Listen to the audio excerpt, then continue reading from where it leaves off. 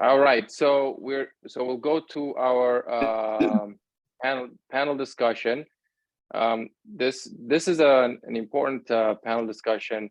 It was at least to me, it was brought to my attention by Brian England. He described to me some issue that was going on in terms of an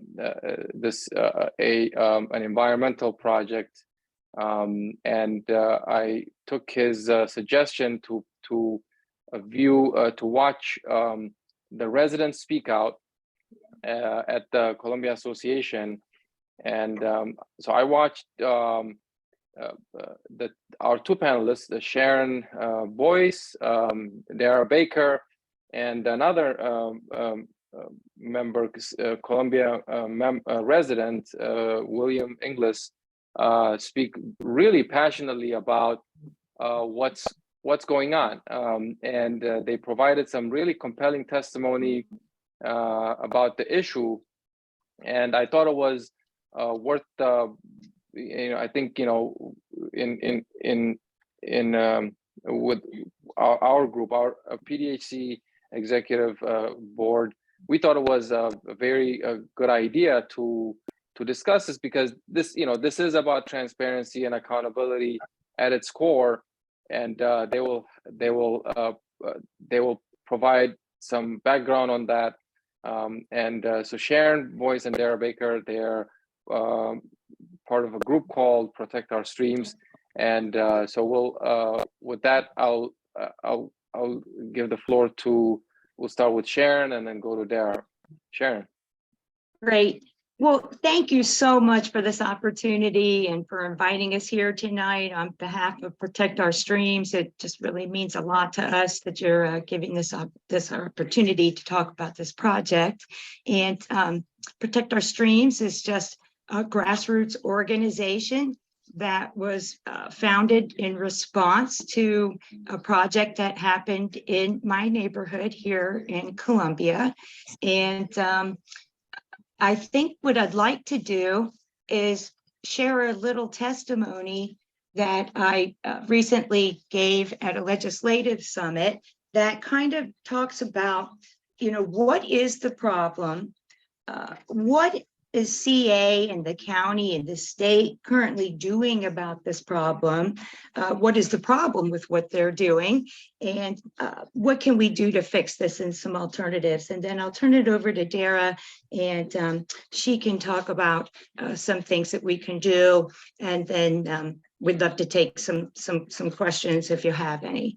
So before we get started, just a show of hands, other than those who have heard us testify multiple times, who has heard about a stream restoration project or has any idea what it is? Go ahead and raise your hand.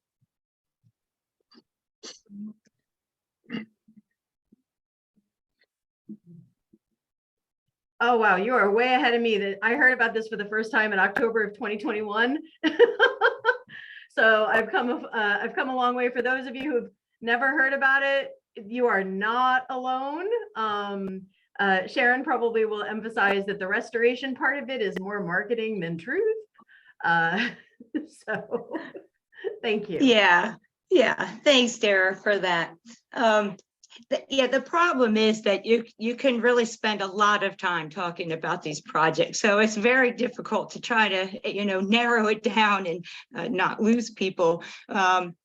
But yeah, so my neighborhood here is typical in that the infrastructure directs our rainfall or upland stormwater runoff that starts on our roofs and our sidewalks, our driveways and lawns and roads, gathering silt and sediment, which is that gritty stuff you step on when you go outside, and nutrients from our lawns and fertilizer, and it flows into the nearest storm drain, where it's directed by pipes, typically to the nearest stream. And this gritty stormwater runoff, carrying pollutants like road oils, pet waste, fertilizer, and road salt, trash, builds in speed and volume, blasting into the stream. And when it reaches a certain height, it can scour the stream banks, adding even more silt and sediment into the stream. So this is really what the problem is. And in an effort to clean up the Chesapeake Bay, our county and our state NCA have turned to a process called stream restoration. And it, like Dara was saying, I'd never heard of stream restorations before, spent a great deal of time outside, but I just never heard of them. So in the fall of 2020, I saw a sign in our stream area and it said there would be a stream restoration to reduce the amount of pollutants in our waterways. And I remember thinking, that sounds really good. I mean, who doesn't want to help our waterways in the bay, right? And this is Columbia. I mean, they're not going to do anything to hurt our trees, right? Our neighborhood was built around our mature forest. And I was told the project would reduce the frequency of required dredging of our neighborhood lake by 30%. And it's important to note our neighborhood lake was built to be the silt and sediment catch pond for our neighborhood. I was shocked when our restoration began by bulldozing our mature forest, followed by excavators scraping the stream banks away and re-engineering the stream channel with little regard for the minnows, crayfish, frogs, turtles, and other existing wildlife. The stream banks were lined with imported stone that you wouldn't even typically find in a stream, and certainly doesn't have the same symbiosis as the native stone that our stream had. The towering oaks, poplar, hickory, and beech, some 100 years old, were replaced with trees 1 inch in diameter and of a different species.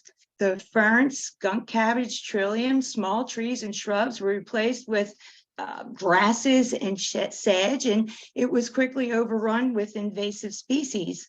But what was shocking was nothing was done to address the root cause of the problem, the upland stormwater runoff. Nothing was done to address the pollutants entering the stream.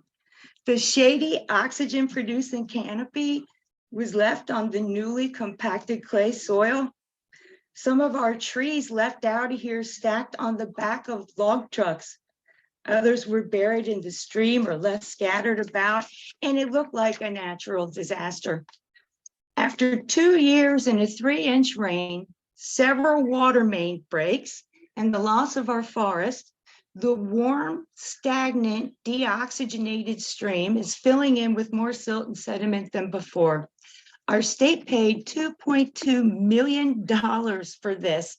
That should have been enough to buy a rain garden for every house in the neighborhood, or tree plantings, or bioretentions in the road right-of-ways. I was so sad to learn that our lake will need to be dredged again this year, 2 years after our restoration. We thought we were doing the right thing. Who doesn't want to help the bay and our local waterways? Many Maryland streams are the headwaters, the sources of our critical drinking water. And I'm so glad that Mr. Snyder mentioned the Clean Water Act. And I hope that we can get together for a future conversation very soon. The newest report card gives the bay a D+ with little improvement to the water quality. The reduction of nitrogen and phosphorus is being attributed to upgrades of wastewater treatment plants. Our stream here, this is our stream water. Now, this isn't the color of the water. This is a coating on the inside of this bottle. That is a coating on everything in the stream now. It will remain biologically impaired for an undetermined amount of time. It'll take 100 years to replace our 100-year-old forest. And quite honestly, who will be here to see if that even happens? Stream restorations produce obligatory credits, pollution credits, for local governments and developers, and millions of dollars to private contractors with little evidence of them achieving their stated goals. So this was really all quite shocking for me to learn. And it was so devastating to our neighborhood that I just had to set out to find out every single thing that I could about these. And I observe it daily. I can't get away from it. It's really changed the entire quality of life in our neighborhood that was built around this mature forest. So I reached out to all of the regulatory agencies and went on walks with some of the inspectors. And one of those inspectors was from the Army Corps. And on one of our walks, he informed me of a project over in Lake Elkhorn that I'd not heard of.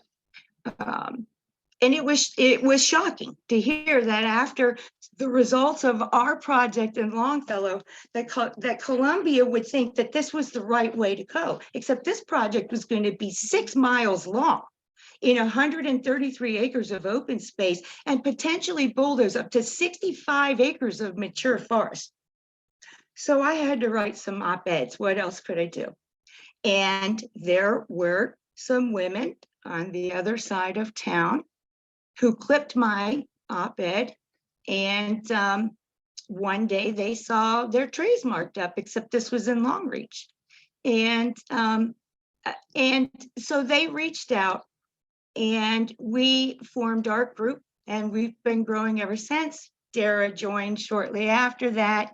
And I think with that, Dara, I'll let you take it from there, and you can talk a little more about Lake Elkhorn and how that's impacted you and your neighbors, and what we can do, and then maybe we'll see if we still have time for a few questions. So again, thanks again for your opportunity tonight, and for listening to my my personal account there. Sharon, before we switch over to me, there's a question from Jake about the color of the water before the project. Oh, crystal clear. Our stream starts as a spring in Cedar Lane Park. It only crosses under one road before it got to the area where I took this. And being an avid backpacker, I can honestly say if we'd had a situation in our area where we didn't have access to water, I really would have felt comfortable boiling and filtering that. I mean, we had 4 kinds of turtles, 3 kinds of crayfish, minnows, water snakes, newts, salamanders. I mean, it was really, quite a beautiful stream. So thanks for asking. Yeah, so I moved to Columbia in May of 2021. And one of the reasons I moved here is because there was this gorgeous stream behind my house with this mature beech forest that has been pretty much undisturbed for as much as you can do during Columbia's initial construction. And in that October, I saw a post on Nextdoor that mentioned that this was something that had a little bit of concern. I tend to be the kind of person that, I look at something, I take sort of do some research, and I was not thrilled by what I was finding from my initial research. There was very little information provided about possible, negative consequences, about what we could really expect of the process. It really was a very strong marketing component. And I'm presuming, like a lot of people on here, the harder the sell, the more suspicious I get. So I attended the first open meeting where the vendor had been invited by the Columbia Association to give a presentation about what to expect. And instead of sort of what I thought would be a detailed plan and very clear information and what we could expect, in a realistic terms, we're given really the rosiest outlook possible. And that is really one of the strongest reasons why I joined this group and really have been working really hard, not just in opposition for this Lake Elkhorn project itself. And the presentation I'll bring up shows that we're not alone. It's more that, we as the community are not given enough information to be able to make good decisions for ourselves, for the people that we choose to represent us, and also on the county level. And I really think that this is one of those large scale projects. It might happen in Longfellow, it might happen in Longreach, but these projects are happening across the state, they're happening across the nation, and they are large, massive, multi-million-dollar corporate and development incentive projects. So let me see if I can go ahead and share my screen. Perfect. All right, so this is, I'm going to share some of the slides from a community presentation we did in February. Myself and Ken Bauer, who is a Montgomery County resident, but has been one of our experts here that we've learned from. Most of the information here is information that I did through my research, the public comments that we did, and as part of the open public comment period to comment on the Lake Elkhorn project, which the comments closed in February. And thanks to our efforts, we are still without a project. So basically, this is who we are. This is, who Protect Our Stream is. We've been working since August. We opposed the stream project and particularly the Lake Elkhorn, but my personal interest, and I know Sharon's as well, we've moved this to a statewide, a sort of Howard County-wide, a statewide interest to protect the few natural resources that we have left. The Lake Elkhorn project in particular, the opposition is based on the invasiveness of the project, the lack of protections and oversight for project area residents, really the lack of scientific evidence that these stream restoration projects in urban areas are successful at all. And the Chesapeake Bay Foundation report is evidence of that. Some of Columbia Association's own reports show that the stream itself is healthy, except when there is an excess of stormwater. It's the stormwater causing the problem and not the spring-fed streams. And then really the destruction of key habitats for animals, particularly songbirds and trees and mature riparian area environments. I got to tell you, riparian is one of those words I had to learn. But my first response is walking into the woods and basically mourning for 6 months of by the time trees like this come back, if they ever do, I'm going to be long dead and I am not the oldest people in my community. So the particular project that we opposed is this one. It is still under review. So we are waiting to hear what the Army Corps of Engineers and the Maryland Department of Environment decide. All of these projects have to go through a regulatory review process. The rigorousness of that review process can depend on public input and lights that are shined on a project. And that is one of the reasons we were so excited to talk to you guys. Yes. So I'm happy to share this presentation. It's been shared publicly before. There's a whole bunch of really sort of tech stuff in here, not just the project itself. The process that we are in right now is actually their funding instrument. It's called a mitigation bank instrument. This vendor asked for an umbrella mitigation bank instrument, which allowed them to do projects throughout the state. And these mitigation bank instruments are under the Clean Water Act. They're under rivers and harbors. They're part of what's known as the TMDL process and part of Maryland's MS4 permit process.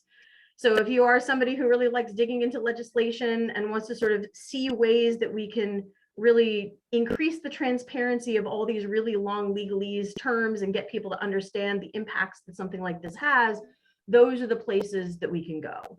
One of the most important things to know about these projects is that when a company comes to tell you that they are paying for a project or they are giving you funding, unless it is pro bono, this is going to be a for-profit for them and their company.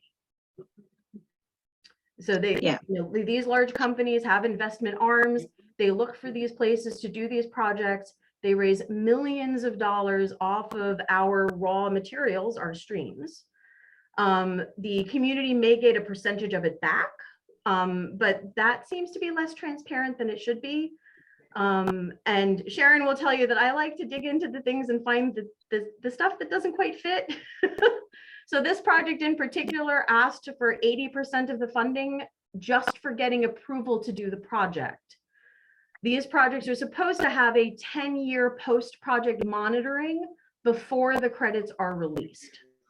And there's a whole bunch of reasons why they ask for these.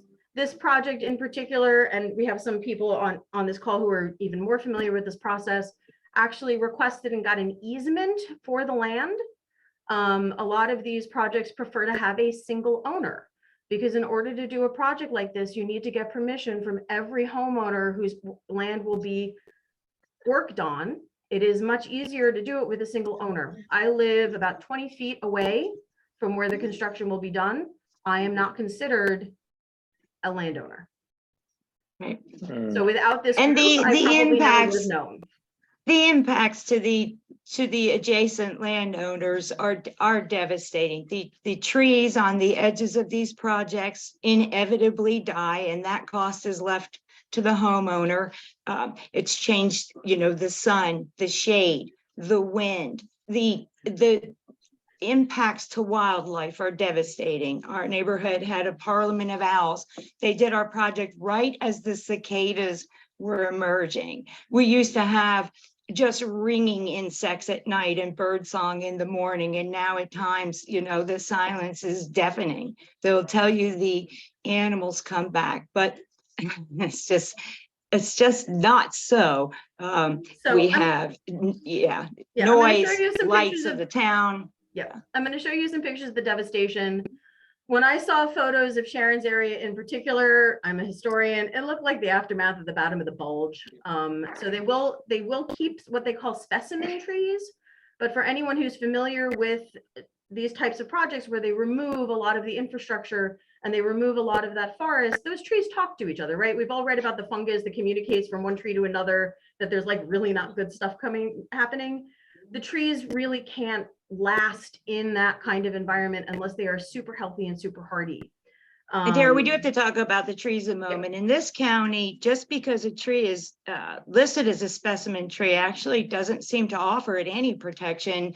And we had a lot of specimen trees removed out of our area. I'd say the majority of our trees were specimen trees because these projects currently are able to get exemptions from our Forest Conservation Acts, which is how they are allowed to remove mature forests. Sorry. So this is a Columbia project. This isn't Longfellow. Yeah, This is behind Longfellow. my hat. The top two are behind our house, and the bottom two, I'm sorry, the bottom left is the other end of Longfellow, and the bottom right is actually down in town center, where interestingly enough, they didn't call that a stream restoration. They called that a tree restoration by removing the trees. So I don't know, to me, it's like calling a clear cut of forest restoration.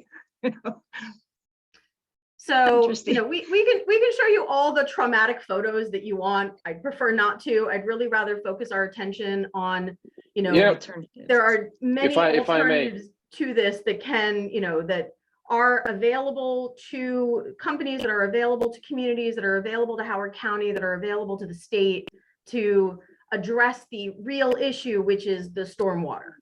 And so here we have, some of these issues, which is, going from impervious to pervious surfaces, which if anyone listened to the last Columbia Association presentation, that's something that I'm super interested in. Here is the information about, alternative to stream restorations through the MS4 permit, which has a list of tons of non-destructive practices.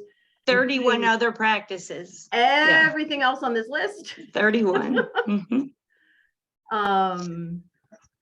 Where, and then these are the types of things that they look at. Some you may be familiar with: bioretention, rain gardens, but also these grass swales, actually planting trees rather than taking them away, green roofs, permeable pavements, changes to Dayscaping, landscaping, changes to the sort of edging on pathways, all of that kind of stuff.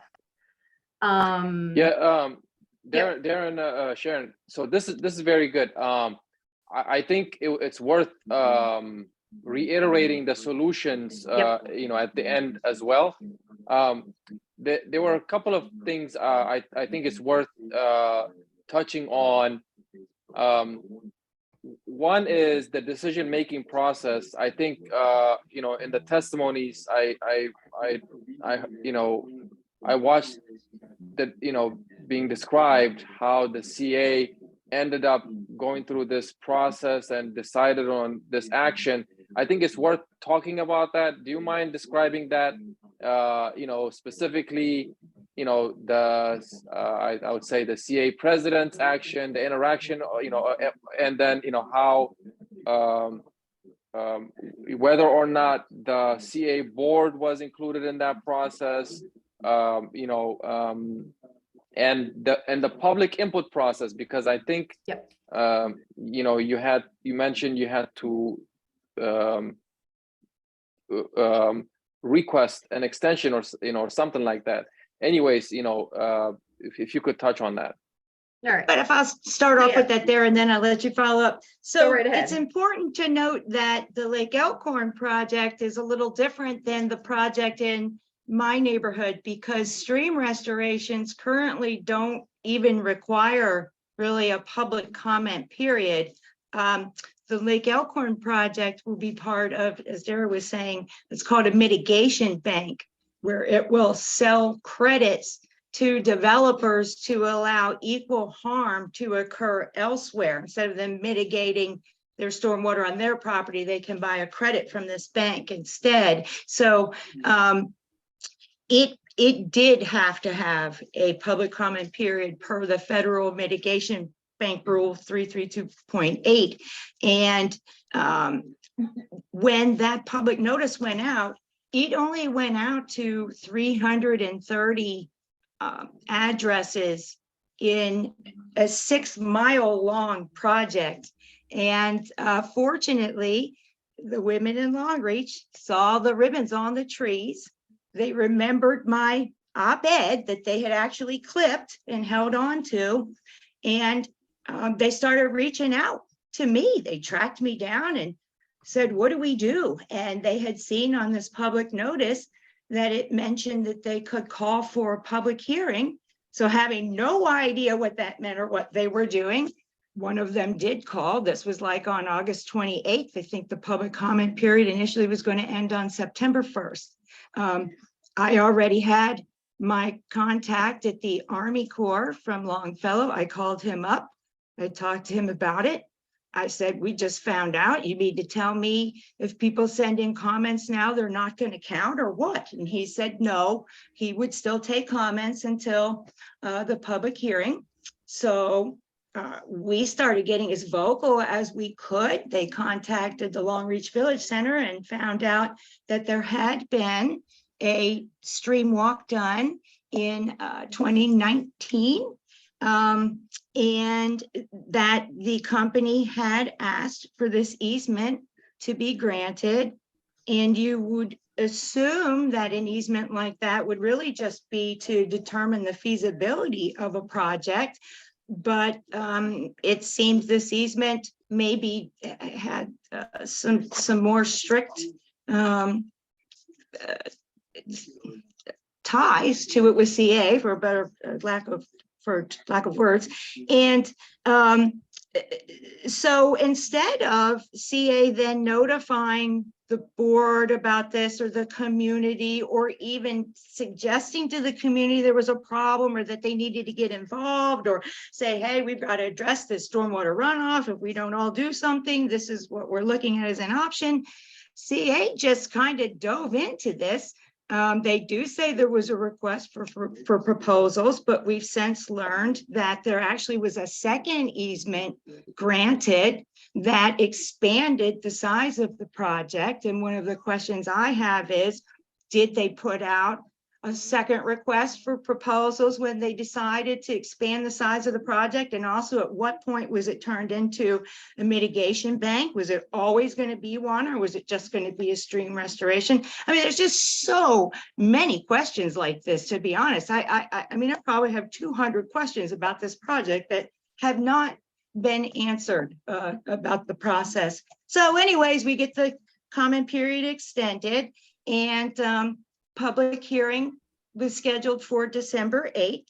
And in the meantime, we're reaching out to other environmental organizations and elected officials, and due to the comments of the elected officials and some of the environmental organizations, we were able to get the public comment period extended all the way until February 23rd.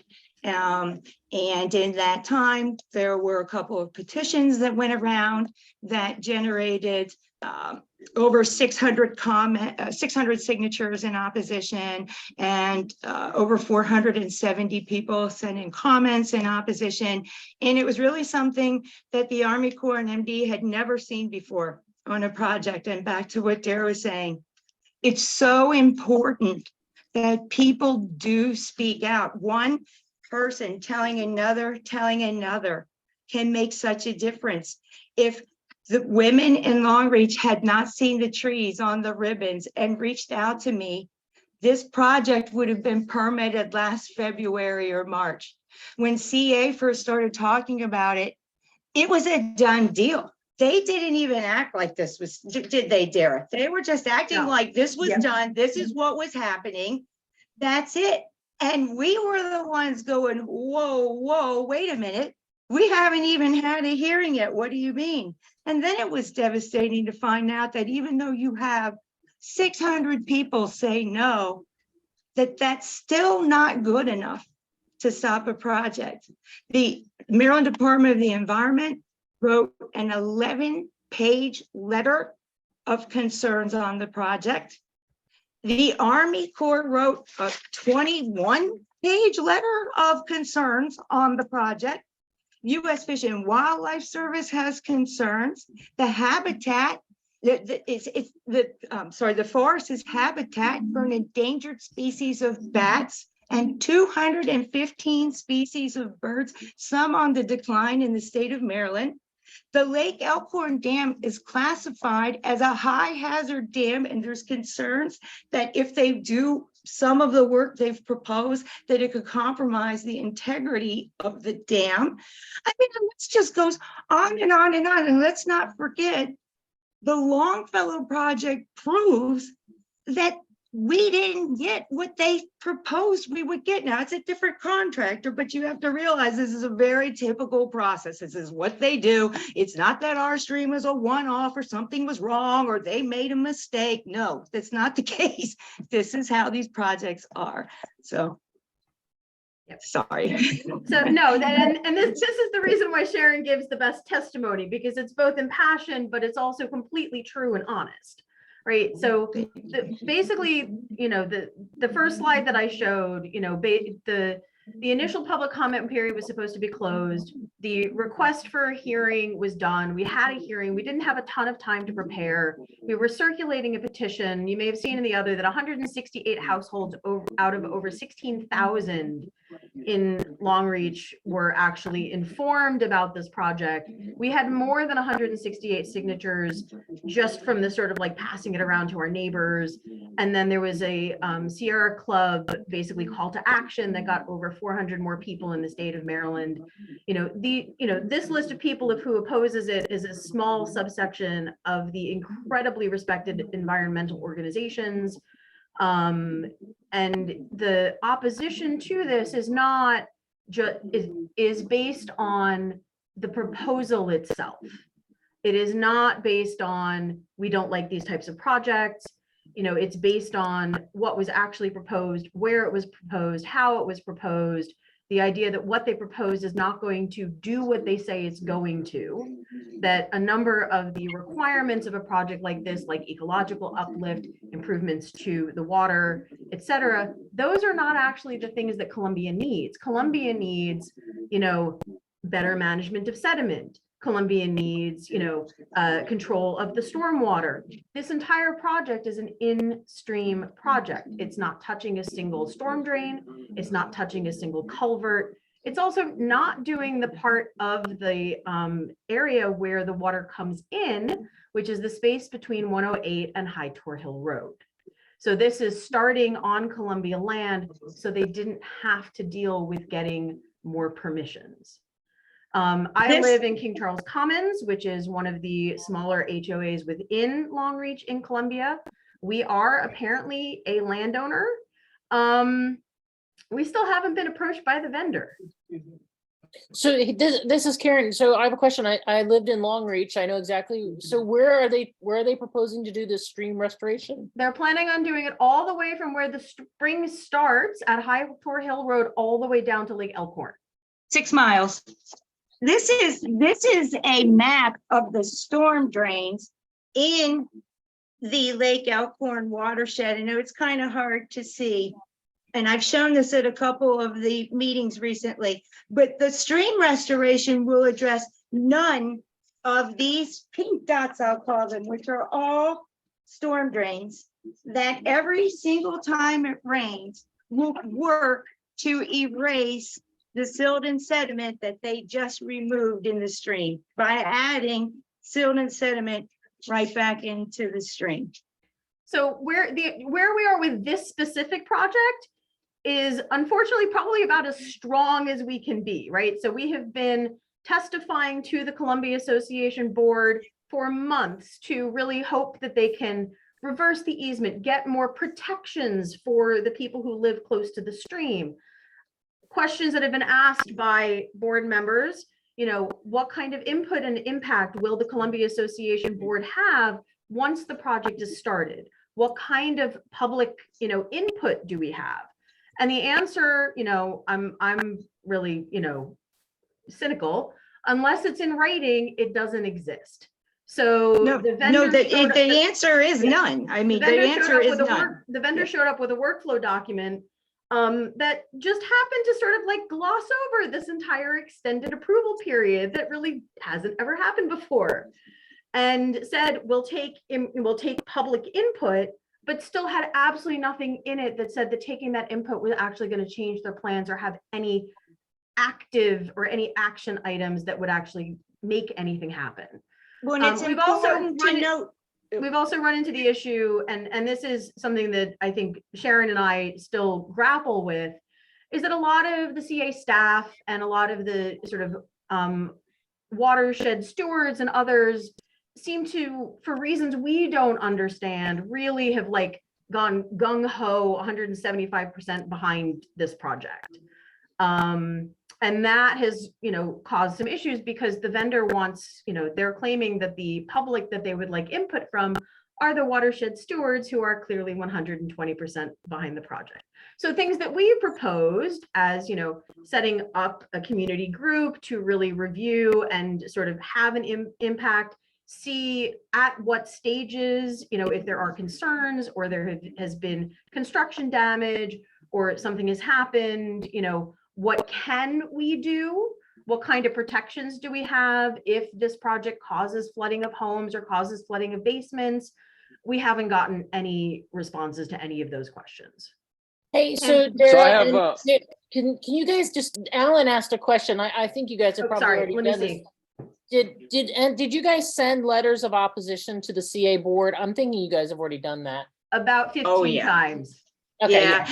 And one thing I wanted to say, it's important to note there's kind of a race against time here, because as I said, this project was really supposed to have been permitted close to a year ago now.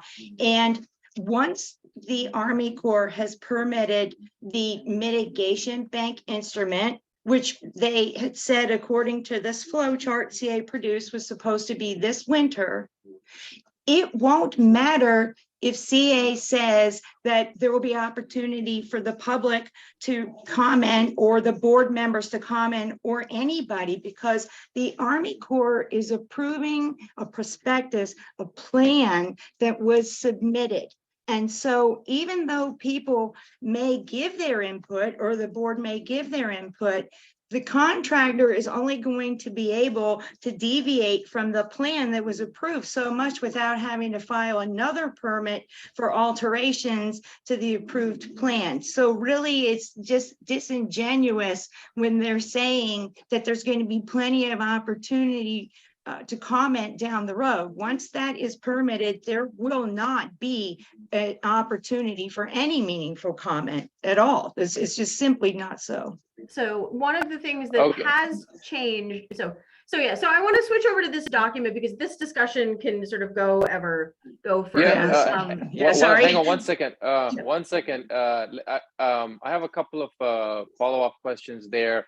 Are the watershed? I think somebody mentioned watershed stewards. Are they employed by the CA? And also, did the vendor pay money to the CA, and if so, how much?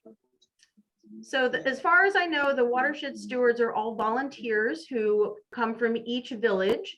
They go through a steward academy that is run by the staff who helped design this project, or I guess design is the wrong word, who have been involved in getting this project and getting this vendor to CA. Is that a good way to phrase it, Sharon? Yeah, I'd say, yeah. We want to walk a careful line here because I obviously don't have any information of, I am not a steward myself. I know a few of them. They're lovely people. My interactions with the staff, they've all been, for the most part, very respectful. They've been doing this for a long time. And I have not been involved in any of the CA board discussions or decisions. And then the other thing is I came into CA after the board voted on the easement. So there's a piece of that. The other question of, sorry, Huri, the second question, can you do that again? One thing I'd like to add is it's important to note that not all of the Watershed Advisory Committee has gone through the academy. I know some of them have, but I know that, not all of them have. The other thing is I had an opportunity to watch one of their presentations at a village board meeting that I was speaking at. And I was absolutely shocked to watch this presentation. It was as if Protect Our Streams had put this presentation on. There was zero mention of stream restorations and what they suggest for controlling our upland stormwater runoff. There was lovely slides of all of the other alternatives, but no mention of the stream restoration. I know that I have heard that they have been led to support this project. I do not understand the motivation for that. When you speak to them, they know the problem is the upland stormwater runoff. They know the solutions are bioretentions and rain gardens and swales and plantings. They know this. They know what to do. So it's confusing. It is confusing that they're so adamant and double down. And it does unfortunately make you feel that it is about money. We have been told in CA board meetings that the vendor is going to be providing $10 million worth of free work out of their pocket on this watershed.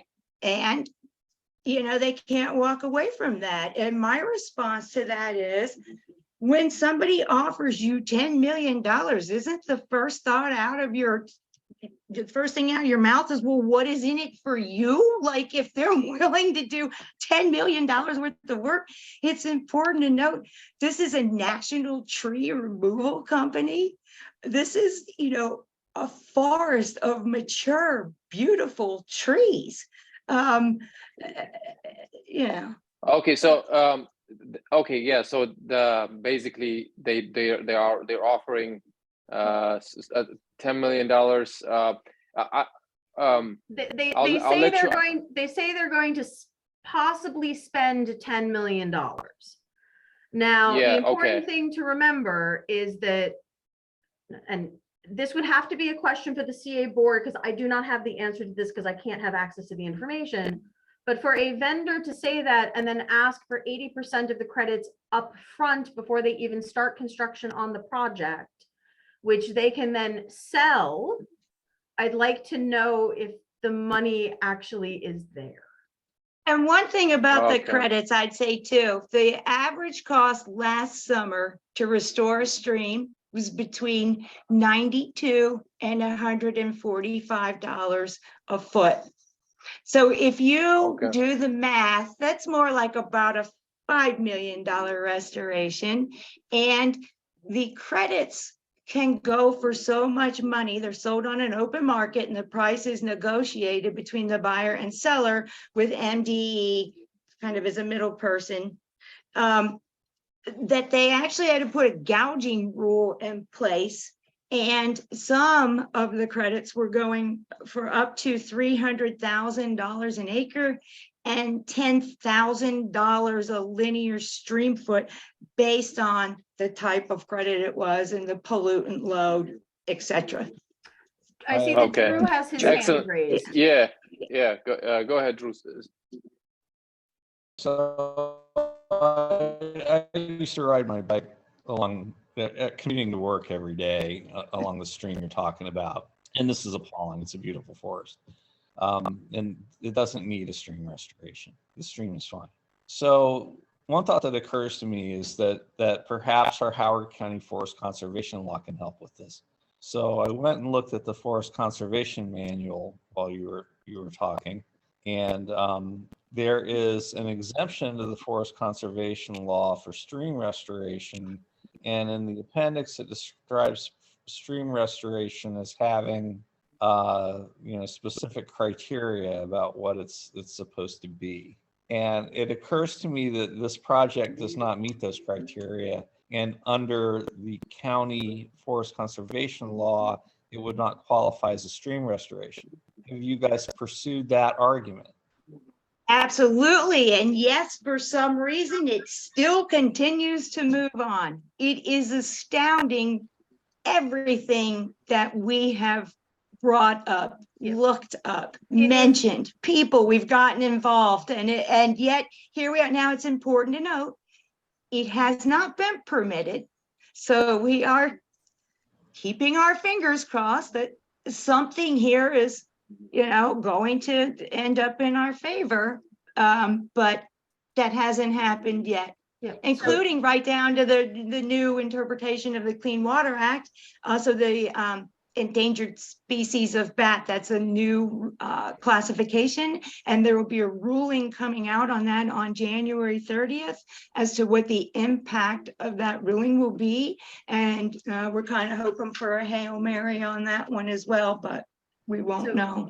To Drew's point, that the letter that the Maryland Department of Environment sent included very specific for the Reach 1, which was proposed between High Tor Hill Road and Jackson Pond, that the type of project that they proposed is probably not the right type of project, which means that they will probably not get the types of credits that they think that they're going to get.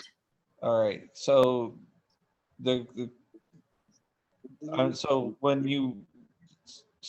basically, I'm asking if you talk to Department of Public Works and the people who have to approve the project, the county should have to approve this due to the land clearing. The county they're in support of this project. Unfortunately, I have a letter from Calvin Ball. I've talked to Mark Richmond about this. This is, it's unfortunate. I mean, I really appreciate your suggestion and input, and we'd be happy to talk about it further with you, but it's astounding. No, I appreciate it though. Right. Yeah. And the important thing to sort of, and going back to Huri's comment about sort of, and the question from Claudia about what we can do. So a lot of the before we get to that, yes. Because I want that to be the last thing that we talk about. Jake, do you have a question? And then I have one more question, and then we can do how can we help. We're at the 8:30 mark, and we'll do 10 more minutes, and then we'll end. So Jake, go ahead. Yeah, so you were talking about, this project unfortunately has approval from the county, but was there a slide in there that said that there's 3 council members that were willing to support delaying it? Yeah. Yes, there are 3 county council members who wrote letters asking actually, one asked for a denial of the permit. Yeah, and two asked for a deferral, a delay on the permit. And who were those council members? Christiana Rigby, Deb Young, and Liz Walsh. Okay. Do you remember which one asked for the complete denial? Christiana Rigby. Okay, interesting. Yeah. But I guess it's too late in the process for them as a council majority to do anything to actually stop it. Right, they know our wishes as our group. We have certainly reached out to them repeatedly about this. So if there is something that they can do, they're not sharing that with us. It's not at a point where we can call for like a hearing on it. And I think a lot of that has to do with it being Columbia Association property, is my understanding. It's very unfortunate. If this was county land, I think we'd be talking about, an entirely different situation here, but this is Columbia land. So at this point, it seems that our best hope comes from the CA board withdrawing their support and starting over with a better project that includes the community, that will actually be a sustainable, long-term, long-sighted project that will provide biological uplift and enhance people's quality of lives and address the problem. Or that WSSI, the contractor, is just simply not able to come up with an acceptable proposal to MDE and the Army Corps. It's important to note it's not up to MDE and the Army Corps to tell WSSI what they need to do. They only say what their concerns are with what has been proposed. So right now we're in a position where we're waiting to see what WSSI is proposing, which is also just part of what's so wrong here. Is all of our public comments in the hearing and everything we've done have been based on this plan that was submitted a couple of years ago, that they submitted for their initial permit. But it's like a phony baloney plan. Maybe they're going to do that plan and maybe they aren't.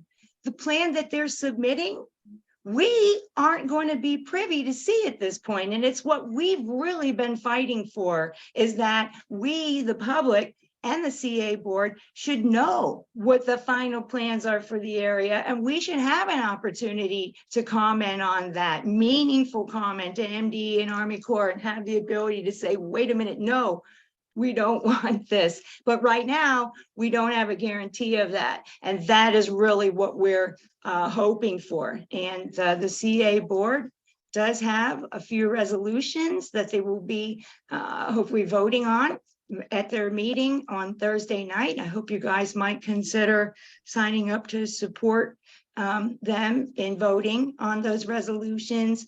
And we're hoping that they will still be able to withdraw their support from this project. And then even if MDE and Army Corps moves forward on it, at least they'll have been put on notice that, the Columbia the board of directors were not okay with this. And I think one last thing, I know we're getting late on time, but I think you wanted me to touch on this from our testimony the other night at the board meeting, is the letters that came to CA went to the CEO based on an amendment to the contract that was signed in August of 2021 during the open public comment period. There was a fish report in October of 2021, a very damning letter from the Maryland Department of Environment in January, and neither one of those were shared with the CA board of directors. And if they had been, the board of directors could have investigated and wrote meaningful comments during the public comment period to withdraw their support from the project, and it could have mattered. But those letters were withheld from the board. In fact, they weren't presented to the board until our group, Protect Our Streams, shared them at a CA board meeting in May, the end of May, months after the public comment period closed, and it was too late for the board to do anything about it. And CA wanted to act like it was an internal memo. Maybe they knew a little something about this letter that we were talking about. And then after the board insisted that they turn over the relevant documents, CA shared that letter from the Army Corps months after they received it, and the board should have received it. It was also So our it's- group that pointed out to the board that the comments from MDE and the Army Corps of Engineers required the vendor to get information from Columbia Association in order to reply, because Columbia Association was identified as the long-term steward for the project. Even though they have really demonstrated that they are capable of being a long-term steward on a much smaller project in my neighborhood, where we controlled our invasive species this summer by having 2 mile-a-minute Mondays for a couple of hours, 2 nights where volunteers came, pick some mile-a-minute weed, put them in contractors' bags, and the other rest of the 9 acres was just on its own. Okay, so yeah, thank you. Very, I mean, it's you two painted a very troubling picture here. I just want to ask one question, and feel free to elaborate on this. But I found it very striking in that one testimony from the CA resident speak out was a description of a threat made to an activist, a local activist, by the attorney who is the registered agent of the Rouse project on behalf of the contractor.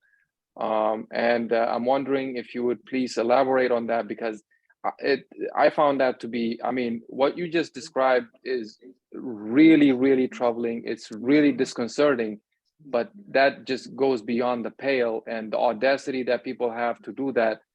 So I'm wondering if you could please elaborate on that. Yeah, so I didn't feel comfortable talking about it for a really long time. But I never stopped speaking out on stream projects. It just put even more fuel under my feet. But in one of my 2 op-eds that were published, I made an unfortunate error, I suppose, of mentioning a Columbia Association employee and the contractor by name. Now, I really didn't think it was a big deal because I submitted it to our local paper and their name was all over the signs in our neighborhood. I mean, it wasn't like it was a secret. And you would think if they were proud of this work, that they would have been okay with that, or even perhaps wrote a rebuttal to my opinion piece, my op-ed that was listed under commentary. But instead of doing any of those things, about a month after I was published, and interestingly enough, 2 weeks after I met with Miss Boyd in this stream area, who told me some untruths, I might add, I received a cease and desist with the threat of a lawsuit if I did not retract my letter. And what happened was, it was published in the local paper, but the parent company of the local paper picked it up. And it was 1,000-word commentary. So, you know, I really didn't think that this is something that was going to be picked up by this, you know, major publication, but it was.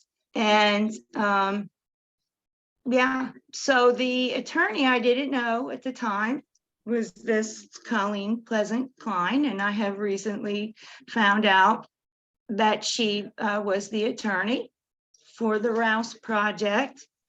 And the interesting thing about my letter was that it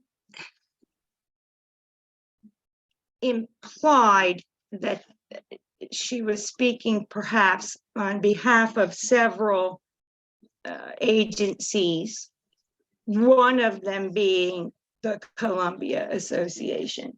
But And then Sharon, not having ever really been in trouble before or anything like that, or, you know, and this was during COVID.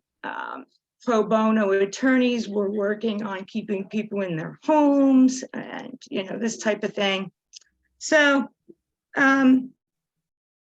it was all very troubling. It was, I believe, intended to silence me. I was told it was a slap suit and that it should fight it. But, you know, it still costs money to fight things in court. And I am the sole caregiver for my mom, who's very ill. And so that just wasn't something that was going to work for me. So I sent a copy of the letter from the attorney to the Baltimore Sun. I explained that I did not have the money to afford to be able to be sued by the contractor and their lawyer. And, you know, could they please take my letter down? So I didn't retract my words. They just took it down from online. And if you Google it, there are a few sentences that still come up, and then it says, oh, I think you've made an error, you know, something along those lines. And that's okay, because the women in Longreach saw my op-ed. And if they had never seen it, we wouldn't even be having this conversation right now. There'd be orange plastic fencing getting ready to go up for 6 miles and 133 acres of open space.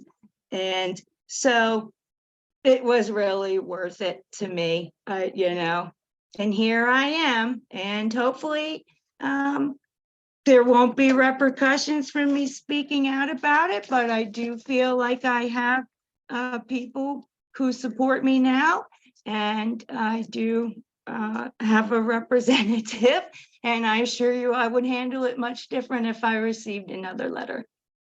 But never And I think doubt that's that what I it have to say. affected our strategy. So. Yeah, so I'm Dara, gonna switch gears a little bit, and okay. so You guys aren't saying anything. yeah, It's kind of so- shocking, huh? Just a person, you know, just a you know, person there are quite trying to a few protect ways. our woods. Yeah, so there are quite a few ways that we found over the last year and a few months. I meant to put down, like, I thought back how long it is, and it hasn't been that long.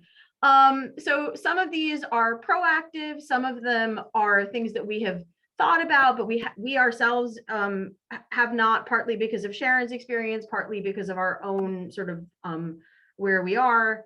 Some of them pretty straightforward, right? Support the work of the Chesapeake Bay Foundation, the Maryland Native Plant and Native Bird Societies, the Patuxent River Keeper, the Sierra Club, protecting riparian areas, ensuring sustainable projects. The most important thing that we learned from Sharon is, if like flags randomly show up in your backyard, or somebody's out there like walking around in the stream, please ask questions. Right, so this is one Take of those action. they'll put up flags to mark stuff, they'll wrap those like orange and blue flags around. This is one of those, pay attention. Learn about stream restoration or stream re-engineering projects is what we prefer to call them, sort of the stream destruction project concept that somebody mentioned. And if you get a chance, submit a public comment or request a public hearing. We now have all of our public comments, if anybody wants to see them, available for people to borrow off of. The presentation that I showed a little bit of, we gave that as a public presentation. We've offered it to the CA board. It's been given in a different incarnation for the Sierra Club. Sharon has been doing walks of the stream through the Sierra Club for anybody who's interested. And then request a public hearing. I mean, that's the biggest thing that we can do. If you request a hearing, they have to give you one, if a hearing is something that can be done. Learn how to read and critically engage with a proposal prospectus. We can certainly help with this on a small scale, not in addition to the presentation about what a project is. I did a presentation on how to write a public comment. That is sort of an educational component that not everybody is familiar with about how to make it effective. Some of it is about formatting, and some of it is about focusing on what your strengths are and what you think that you can add to something. We do at Protect Our Streams have a Facebook page. We put up pretty basic information. If an article comes through, if there's a CA board meeting to attend, if there's another, hearing that we're going to, or if we're helping to support. Pay attention, track, and support or oppose nominees for environmental positions, particularly Maryland Department of Environment, Department of Natural Resources, and the interagency review team that is responsible for looking these over. Support your local activists. Fight against the monetary incentives. So these mitigation bank instruments, we need to work to increase incentives and reimbursement for those who live on or near streams and communities that control stormwater collectively rather than a homeowner by homeowner basis. I think that's a big weakness here. Rain gardens are each person. We should be getting incentives for entire communities doing them to have a real impact. Pay attention, track, comment on any proposed stream restoration projects. That is the link for the regulatory public notice site. I will tell you, I have found out information by randomly going onto it because they don't proactively tell you. It is not their responsibility. It is, unfortunately, you can sign up for notifications so that if a new public notice comes through, but if you haven't done that, you just got to kind of poke around and figure out how to work the system, see how it works. Support Sierra Club initiatives when they have them for amending legislation or regulation to support trees, diminish incentives for in-stream projects, and increase incentives for stormwater management. We'd love it if somebody would send a rep to the annual Stream Restoration Conference in Baltimore this summer to see what on earth they talk about. So they had one it's in Baltimore. They had one in 2022. They're having one again in 2023. When you look at the list of participants, there's a lot of states, a lot of sort of Tennessee, a lot of Southern, some vendors. I would love to know, who is anybody there critical of these projects, right? Or is it just a big celebration? And this is one of the things, I was a renter for 25 years before I had my own home.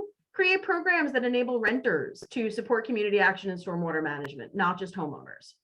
And then in December of 2022, a lawsuit has been filed against some of the MS4 permits, which are the types of permits that this fall under.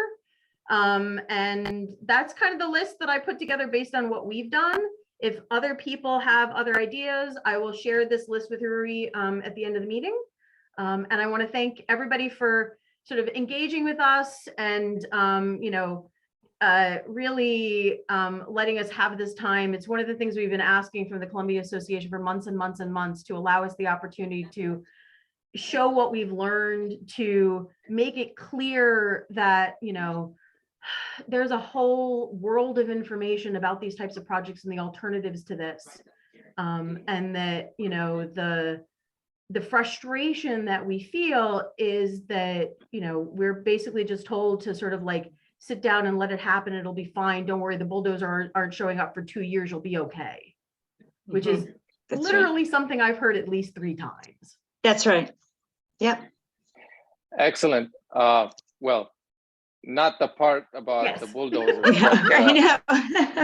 The presentation, really just blown away by the severity of the issue on several fronts. Just the project itself, the process under which it was brought forward, and how it's being handled. I'm really troubled by it. I would like to put a motion to the club to see if we can support the efforts of Protect Our Streams. A couple of things that we can do is maybe send a letter to the CA, and those kinds of things. So so my motion would be to to support Protect Our Streams effort to, I would say, bring accountability and transparency into this so-called stream restoration project, and perhaps end the project and bring about a more responsible way of restoring the streams. Do I have a second? I second. Okay, so we have a second. Is there any discussion? Okay, with that, so I'll vote yes, and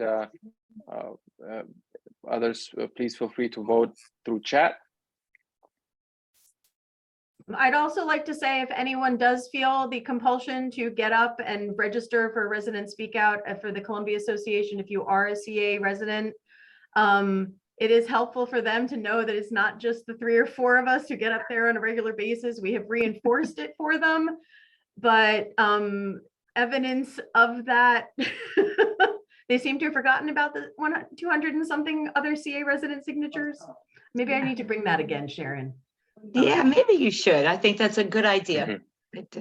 Yeah. Okay. You guys, very thank good. you So so we much for this time, all the extra time too. We really, I don't think meant to take this much time, but it is an important topic, and we definitely appreciate agree. your questions and your interest. I agree. Support. Yeah, thank you. Thanks for the presentation. So at this point, I'll move that we close our meeting. Do I have a second? I'll second that. All right. Any discussion? Okay. I vote yes.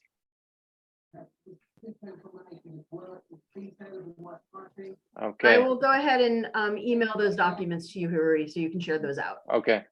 Excellent. Thank you. Thank Yeah, you. Would you also be comfortable emailing him like the PowerPoint presentation? Yes, I can definitely do that as well.